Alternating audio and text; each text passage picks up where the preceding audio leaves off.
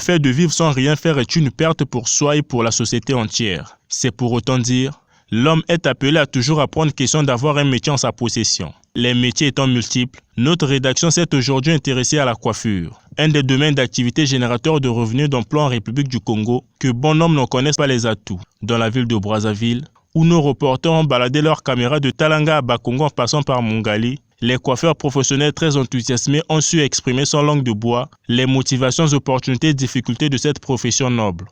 J'ai commencé la coiffure tout petit, avant tout. Je ne l'ai pas appris de quelqu'un, ce qui est sûr, c'est un don. Quand vous êtes coiffeur, même si dans le cadre, certains peuvent penser que vous n'êtes pas encore professionnel, mais ça vous donne certains atouts que vous-même, vous ne connaissez pas. Vous avez des relations, vous avez des gens qui vous tiennent en compte par rapport à ce que vous faites.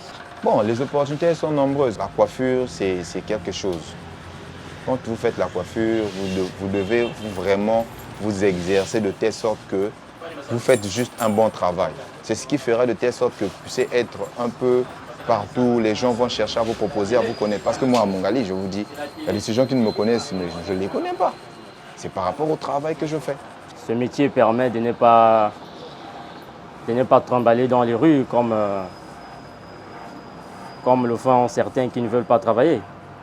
Donc, je leur dirais de s'exercer pour pouvoir gagner leur pain au lendemain. À côté de celle-ci, ces professionnels de la coiffure ont clairement dégagé les avantages de ce qu'ils font au quotidien.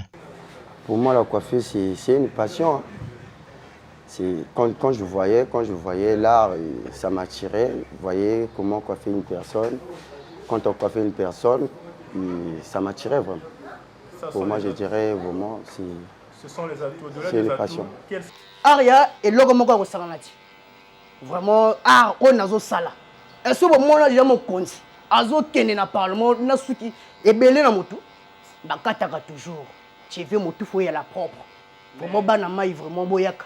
Ils sont tous professionnels, mais il y en a qui émergent et qui se spécialisent. Comme ce tenancier connu sous le nom de Raïs, le seul dans la capitale verte qui ne ménage aucun effort pour donner sourire aux clients, désireux de faire les coiffures couramment appelées locks et rasta. Ça, c'est des rastas. On appelle ça les rastas faits à base de crochets. J'ai appris. Il y avait une cliente qui m'avait demandé, vous savez faire les rastas? Il m'avait demandé. Mais je dis non. Mais il faut aller sur Internet. Il y a des rastas qui se font sur Internet. Et je suis allé. Et quand j'ai allé, j'ai découvert. Et j'ai appris sur Internet comme tout le monde. Et c'est bon. Au-delà, il existe des professionnels formateurs considérés comme de véritables promoteurs du secteur de la coiffure. Ceux-ci ne veulent aucunement entendre disparaître ce métier de coiffure. C'est ainsi qu'ils sont constitués en association des années de cela, question de transmettre leur savoir et expérience aux personnes désireuses d'apprendre. Notre association AJT, c'est l'association Jeunes Talents 242. Le projet est de donner la valeur des coiffeurs, premièrement. On veut faire, comment dirais-je, des formations. Et pour un projet de valoriser la coiffure africaine. Parce qu'en Afrique, les coiffeurs ne sont pas valorisés. On les prend comme des voyous, on les prend comme des vauriens. Mais personne ne peut se rendre à un réunion s'il ne se fait pas tendre chez un coiffeur. Et donc, l'actualité des coiffeurs actuellement, que ce soit les femmes, les hommes, doit être valorisé et respecté. Nous ne voulons pas ceux qui vont venir derrière nous viennent subir ce que nous on a subi. Ok, ABC manifeste-toi. Azo sala pour nabiso, banama eboso mona na katancheve association ezo yaka seko yaka. Na ndenge moko ko sakana te bana mai vraiment boyaka belé. Aria et logo moko ko sakana te.